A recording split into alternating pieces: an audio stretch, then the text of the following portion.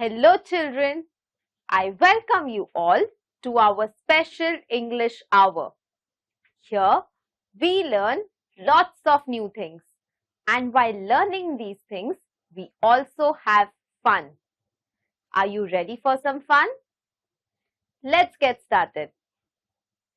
Children, we all know that it is very important for all of us to learn new words. So now let's learn some new words. You will see these words in the poem when we read it. So I request you to please make a note of these words in your notebooks. Clause, clause, clause. Tiger has very sharp claws. Improve, improve, improve. I need to improve my handwriting. Gently,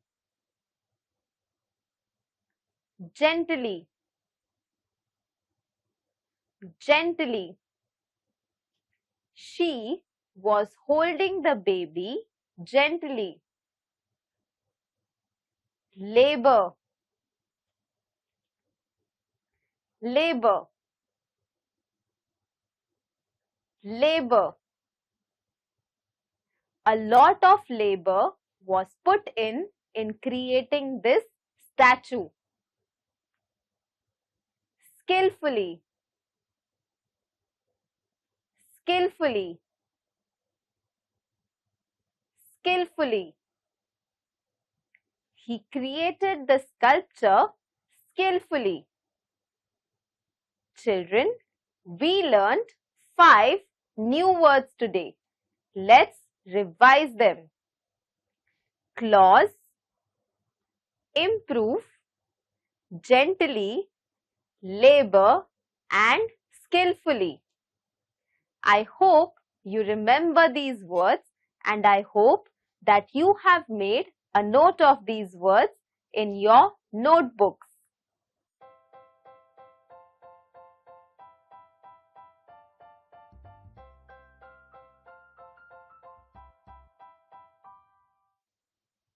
Children, do you know what parody is? Parody is imitation of someone's artwork, and this imitation is comic in nature. It is usually done to create a light sense of humor. You will find parody in movies, in poems, in songs, and many other artworks. There are parodies of paintings as well. In today's world, you will find parodies even in memes.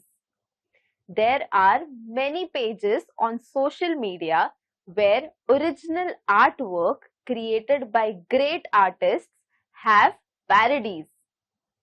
Have you ever seen a parody? If you think about it, there are many movies, especially in Hollywood, which have parodies. And these movies have been a huge success, and these are very big movies that have been appreciated by the audience. I will give you an example. Children, have you heard of James Bond? James Bond is a huge character, and this character, he is very clumsy, he is very forgetful, and all of those things that James Bond is not, which is why his character is even more funny. So this is what a parody is. You take an artwork and you imitate it and create comedy out of it. So today we are going to read a poem, and we also have a parody of this poem. Let's have a look.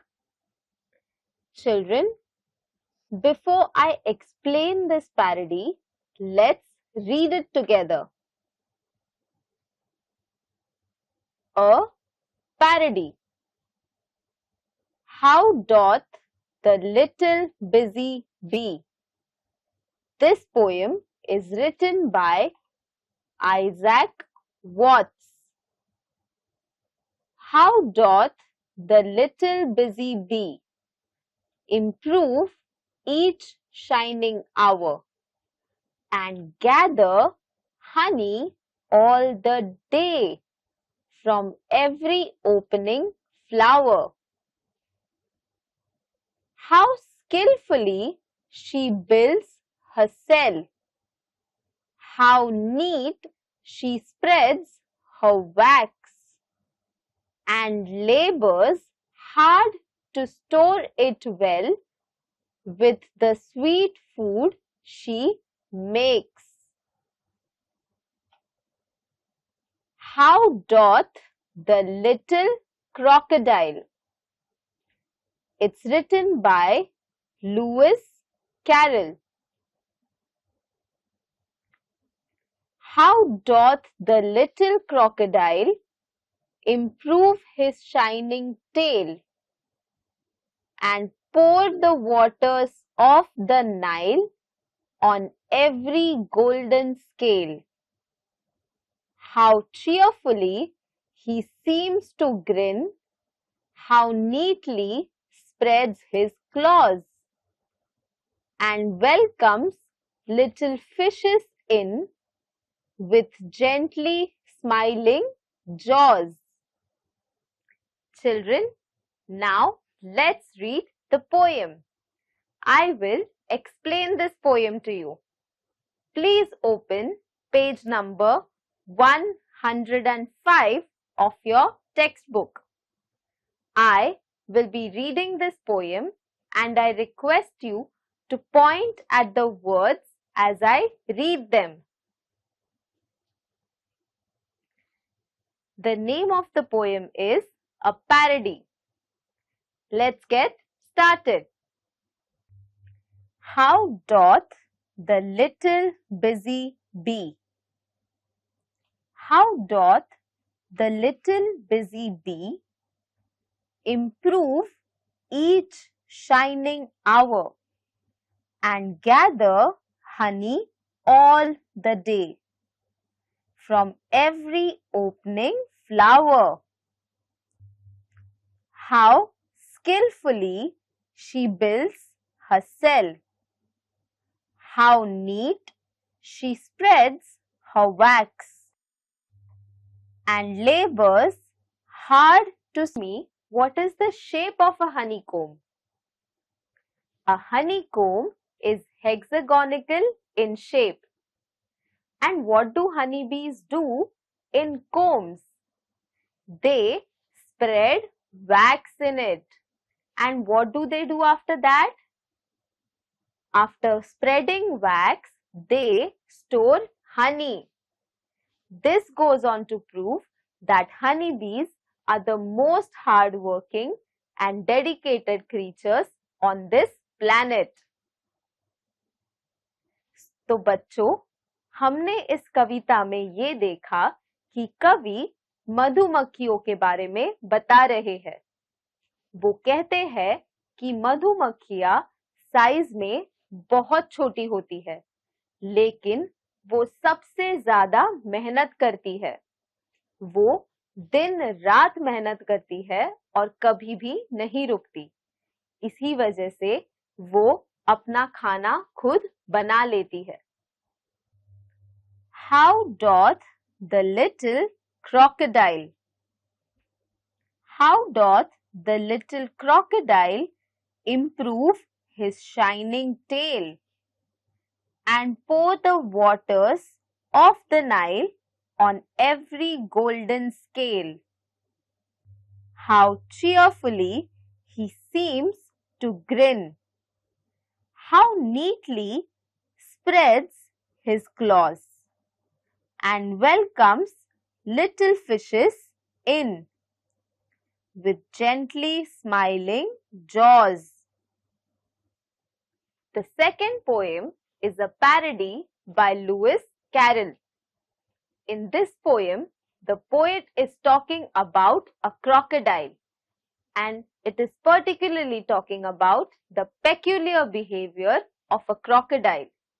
It says how a crocodile only cares about shining its tail, and he just sits in the water, relaxing and not caring about anything else in the world.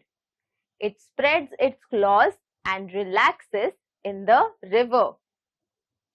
The poem also talks about how the crocodile opens its mouth. Why do you think the crocodile is opening its mouth?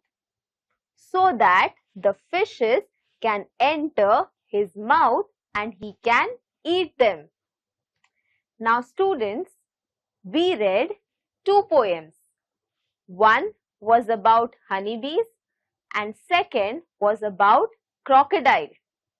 Can you tell me what did we see? In the first poem, we saw how hardworking honeybees are. They work day and night and they collect nectar. In the second poem, we saw how lazy a crocodile is. It talks about his laziness and how lazy he is to work. He doesn't even take efforts to hunt for its food. So this was a parody of the first poem. The first poem is very motivating and inspirational, whereas the second poem was a parody of the first poem. I hope now you have understood what parody is, and I hope that you enjoyed this poems. Children, today we will learn about transitive verbs. Transitive verbs are those that have more than two objects. These two objects are known as direct object and indirect object. Transitive verbs यानी वो verbs होते हैं जिसमें दो प्रकार के objects होते हैं. एक होता है direct object और दूसरा होता है indirect object. Direct objects are those that tell us what and whom about the verb. Indirect objects are those that are nouns or pronouns. Direct object वो होते हैं जो हमें verb के बारे में क्या और कौन बताते हैं, और indirect object वो होते हैं जो pronoun या noun होते हैं. Sounds confusing? I will give you an example. If the sentence is, they gave him a book. Now here, can you tell me which is the direct object? Yes, the direct object is the book because it is coming after the action word which is gave. What did they give him? They gave him a book.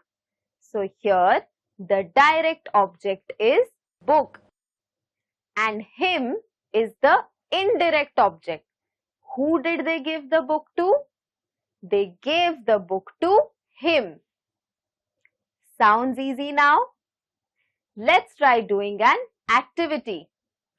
On your screens, you will see a few sentences.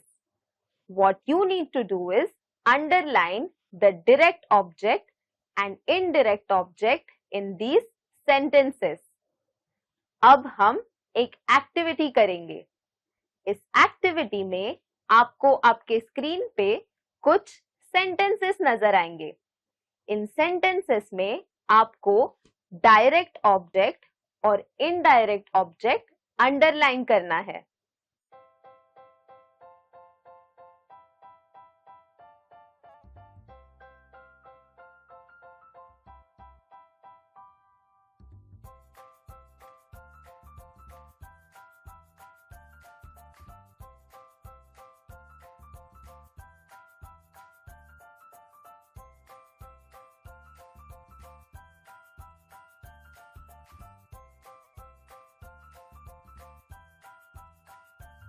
Children, were you able to find the direct and indirect objects? Let's have a look. The first sentence is, Mrs. Desai teaches us English. Here, English is the direct object and the indirect object is us.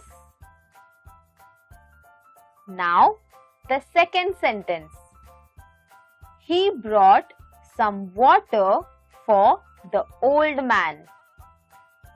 Here, water is the direct object and indirect object is for the old man. Now, let's move to the third sentence. It says, she paid 50 rupees to the shopkeeper. Here, the direct object is 50 rupees and the indirect object is to the shopkeeper. Fourth sentence is, Arpita mailed her photographs to her sister. Here, the direct object is her photographs and indirect object is to her sister. Now, the last sentence. It says, Abhay sold his car to his neighbor. The direct object in this sentence is his car and the indirect object is to his neighbor. Children, I hope that you were able to solve this activity and I hope that you got all the answers right. Children, wasn't it an interesting activity? Now, let's do another activity. On your screens, you will see two columns. Each column will have a few words. What you need to do is pick two words from each column and create meaningful sentences. अब हम एक activity करेंगे. इस activity में आपको आपके screen पे कुछ शब्द नजर आएंगे. ये शब्द दो कॉलम्स में बटे हुए हैं. आपको कॉलम ए से एक शब्द चूज करना है और कॉलम बी से करना है और इन दो शब्दों को मिला के आपको एक मीनिंगफुल सेंटेंस बनाना है. Sounds easy? Let me give you an example.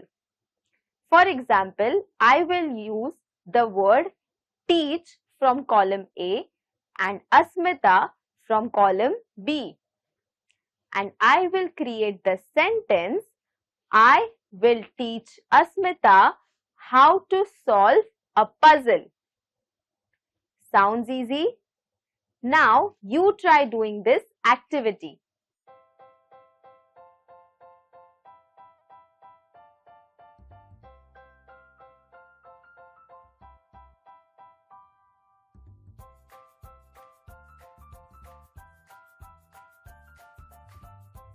Children, were you able to create sentences?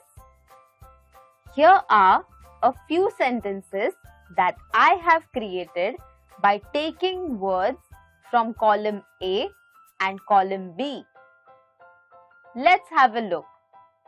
My first sentence is, tell me what to do. My second sentence is, give me an extra pencil if you have.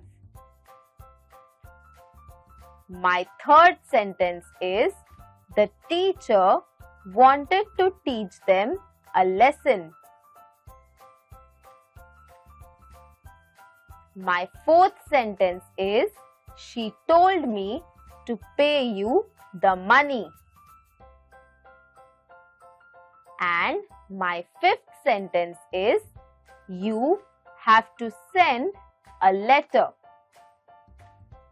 So children, these are the 5 sentences that I have made.